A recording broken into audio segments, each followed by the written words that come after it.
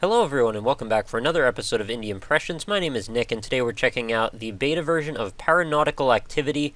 This is a Desura game. It's a first-person voxel-based roguelike shooter with a lot going for it. I actually have been really excited to try this one for quite a while. I've been following development of it since I saw it on Reddit, I think it was a couple of months ago. And at the time, as far as I knew, this game was just like a kind of a big open box full of monsters and you just wandered around and shot stuff. Little did I know, this game was going somewhere pretty cool, and it turns out the nautical part of the Paranautical Activity, turns out this game is set on a ghost ship filled with demons, and we're going to be running around in it in a sort of a Binding of Isaac style situation. So let's start it up. I'm very eager to try this out. This is my absolute first time playing it, aside from just that one little brief setup. Oh crap, I just wasted a bomb. Well, there goes that. I'm sure I'll die a few times, so hopefully that won't be an issue. I did just play this for about 30 seconds to set up audio levels and such, and I did notice I have a different gun than I had before. I had a shotgun the first time. So that brings me to my first point. So this is a randomly generated game. All the maps are going to be a different order each time, and I suppose the weapons as well in that case. Not sure what that means as far as bombs. Maybe you start with a different... Whoa, hello. Start with a different number every time, I'm not sure. So far, though, it was 1 both times. Alright, that guy's toast. I am very excited to see what kind of crazy monsters we can get into. I'm a big fan of voxel-style art. Whoa, oh, those guys are interesting. As you probably could figure out, considering I've done a number of voxel-oriented games on the show in the past. So now I've got a couple bombs, so I don't feel so bad about wasting that first one. So let's have a look around, shall we, now that the pressure is off for a split second. Oh, can I shoot these? Yes, I can. So, I mean, it's a beta version. I'm not going to expect the world, but, I have to note that it is a little bit sparse in these rooms. The walls are just generally sort of undecorated, but, I don't know what I expect exactly. If we're going for a Binding of Isaac style thing, maybe that's fine. Oh, geez, there's something horrible in that room. It had a pentacle on it, so I probably deserve that. Oh, what? I don't know what just happened. It looked like some spiders came out of the door and killed me. First thing I noticed when I started the game up for the audio levels is, my goodness, that music is... I don't want to say it's confrontational, but it's like, it's very present. And it definitely catches your attention in a, I think, in a good way, but I could see some people, if you're not into like that crazy chiptune style, you could possibly be turned off by it. Or I should say this is more like electronica than chiptunes, but I have seen a little bit of a range. So we've got some kind of like a minigun plasma rifle thing here, which is pretty sweet. I haven't seen one of these since like Turok 2, I guess. Whoa, what? Did I just die again? There's like an awful long time of lag every time you die, and now I have a crossbow. Alright, I'm not sure what I did wrong there. I guess I walked a little too close to that guy. I gotta not do that. Alright, crossbow has a charge-up time. The longer you hold it down, the further your bolt goes, which makes some sense. I'm gonna hope that this is like a arrow-based railgun or something. Essentially, does a ton of damage, but the trade-off is, of course you don't have very many bolts to shoot. I do really like these dynamic lighting effects. I think those look lovely. Particles as well, they're kind of nice. I wish some of this stuff stayed on the screen a little bit longer, but I am sure we're worried about killing the frame rate if that goes for too long. Yeah, definitely a pretty pulse-pounding soundtrack. I'm into that so far. So we've taken a hit there. Oh, okay. Maybe what killed me was one of the barrels before. Kill some moths. Yeah, okay, this is super powerful. I like this crossbow. This could be my buddy now. Epilepsy. Epilepsy, okay. One thing I noticed that I'm hoping is going to happen in future iterations or updates to this game is, I was a little sad to see there's, like, no decals, really, when you shoot the walls. Something that, this is probably just me, but something I've really gotten into with these voxel-based games is the real-time deformation. I think I just picked up a shield there. Of some of the game environments, and I understand we probably don't want to like break the game by having all the doors break down and all that junk, but still, it could be kind of cool to see what you could do as far as, like, cosmetic deformation, if anything. Alright, let's concentrate here for just a moment. I'd like to live for more than 30 seconds, if possible. There we go. Yeah, I think I actually stand a fairly decent chance with this crossbow. I hope the music's not too loud. I had to turn it down a bunch of times to get it to a decent place, but it seems like this track might be a little louder than some of the other ones. Maybe I'm wrong. Alright, skull time. This would be a boss, I would guess. Oh, geez. That's the spiders from before. They just came pouring out from under that door. I hope I can't blow myself up, because... Okay, that's where I was going with that. He's got one more... Oh, I got him.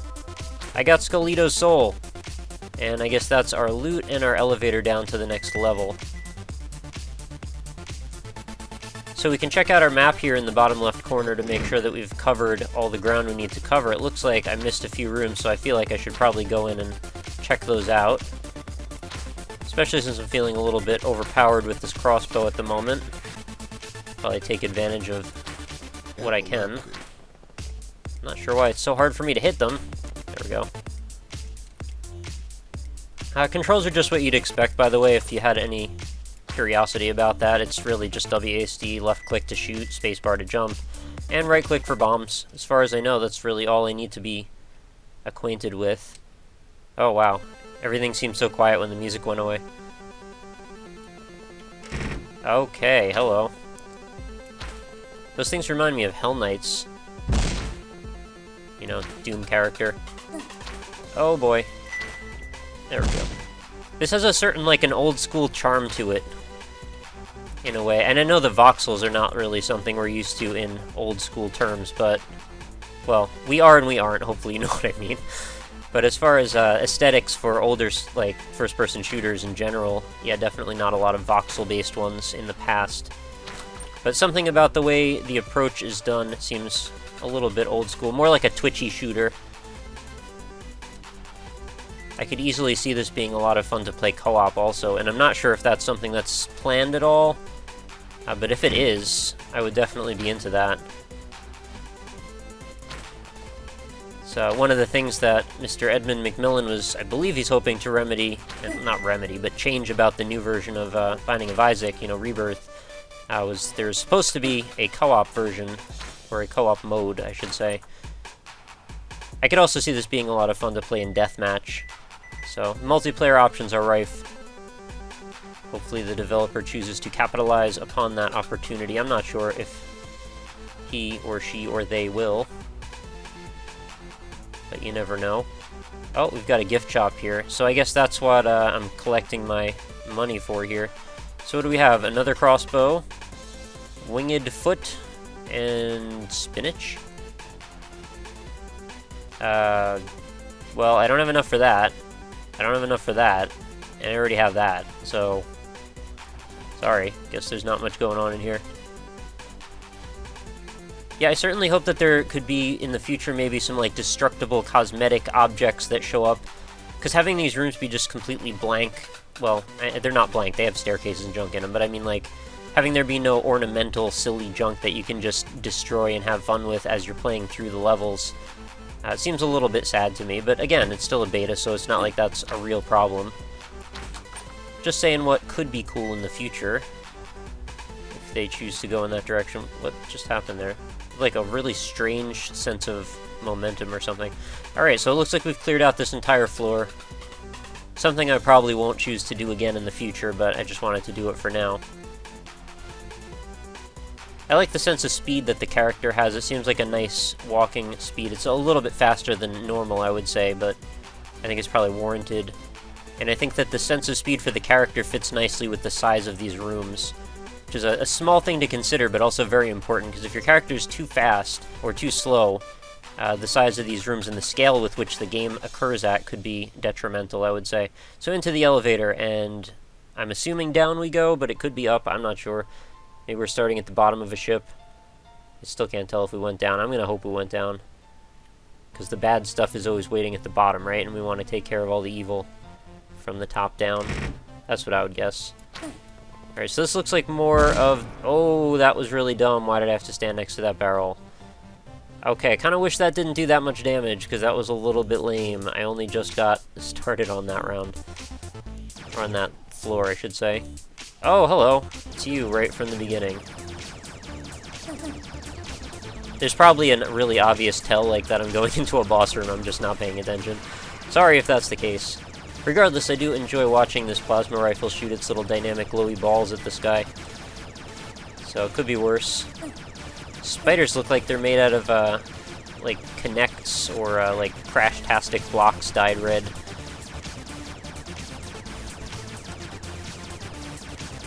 Again, just want to reiterate, the soundtrack is definitely a strong point. And I'm glad that there are a few tracks, too. I mean, not that I've not enjoyed any of them. I actually have liked all of them so far. I'm dead already. But just for the sake of variety. They all seem pretty consistently good. Alright, we've got a crossbow again. I guess that means we've got a decent chance at living. So I guess the crossbow is a little OP. I guess that'll happen from time to time. I hope there's a huge variety in weapons in this game, because I think that could be what really makes this stand out a lot. And that's part of the reason that people liked Isaac so much, in my opinion anyway, is just that there's so much diversity, and the runs can be so crazy different from each other, just based on a few different objects, or pickups. Yeah, this crossbow's like so overpowered. But I'm glad I have it, and I kind of don't want it to be nerfed, because I like that I can be overpowered for now. So if there's one single challenge that I would say that the developer definitely needs to overcome, it's making sure that each run is somewhat differentiated from the last to keep this entertaining. This is a problem, though. I mean, I guess I could just spam them. Epilepsy. Oh, I got floating bombs. I didn't even catch that last time. So what have we seen so far? About, like, 3 or 4 guns? I think I've seen 4. I think you've seen 3. I don't think we've gotten the shotgun yet. And I am curious about these power-ups, too, because I think there are some good power-ups that we haven't run into. This is an odd setup here, so these guys are all, like, huddled into the center here, and they can't really get to us, but they can shoot fireballs from underneath that platform. And we've got a bunch of bits of shield, which is nice.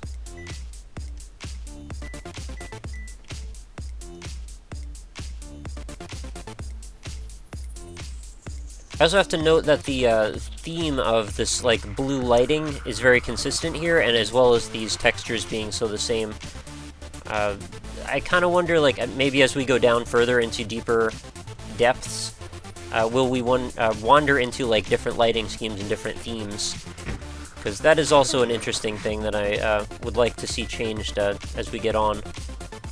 Just to alleviate any sense of repetition as we just run into the same exact room twice in a row. And please don't think I'm being harsh or judgmental here. This is completely an open-ended criticism that I'm aware this is not a final product to be judging.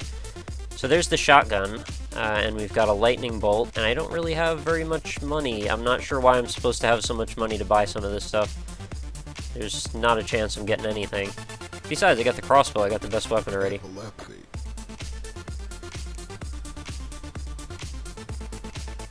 Yeah, I think as far as the chaos meter, like when I think about voxel-based games, usually they get really crazy. Because one of the nice advantages of voxels is that you can really go nuts with the amount of stuff that's going on the screen. And in this case, I feel like we're playing it a little safe so far. But that's not to say that I'm not enjoying myself. I am quite enjoying myself so far. And I can't really see that that would stop for any particular reason. Aside from if I just run into a floor that's like the same room 6 times in a row or something, that could be a little lame. Oh my goodness! It's a haunted ghost whale who is shooting out Phantoon orbs or something, and moths apparently. Take this! There we go. Moth! Well, I guess I beat another floor. Went kind of fast. We got some blubber. Boost health, lower speed. Oh no. I don't want to lower my speed. But I do like boosting my health. So I guess this is your Paranautical Activity equivalent of the lard power-up. And any comparisons I make to Binding of Isaac, don't think that I'm trying to say that this game is derivative or anything. I actually really like the formula of the way Isaac does things. And I am absolutely welcoming to the idea of other styles of gameplay that could be embraced by such a thing. You know, the whole permadeath, random items, diverse runs type of thing. Alright, railgun is my best friend, and by railgun I mean crossbow. Awesome. Oh, there is actually a door opening sound that I just noticed. Maybe I wasn't standing close enough to a door before to hear it. I gotta really avoid these barrels, though, because those have been my downfall, I think, several times, as well as spiders. What kind of loots do we have up here? Oh, just some hearts. I would also absolutely love it if there was some sort of a level and or item editor for this. Not for like the proper version of the game, but just as like an added on like mod community type of support thing where you could play like custom matches that could include your crazy wacky items. I mean, since we're dealing with voxels, it's the kind of thing that anyone could come up with stuff for. Again, can't afford anything here. I think I'm doing something wrong because I don't have nearly enough money, or these items are all very overpriced. What are those? I don't like those. Those are actually legit scary to me. And they happen to explode on top of it, so they're like pretty much the worst enemies we could run into. Those are your leapers, and I certainly hope they don't become immolated. Also, do we have falling damage? That's something to find out. That would be a negatory. Some more vertically oriented rooms would be kind of cool too, since we do have the whole 3 dimensions thing to play around with, and I know we've got some little plays on that idea, but I'd like to see maybe like a more tower type room, where maybe we could have little minor objectives in a room to open up the next door. Might as well just go down. I don't really feel like exploring anymore.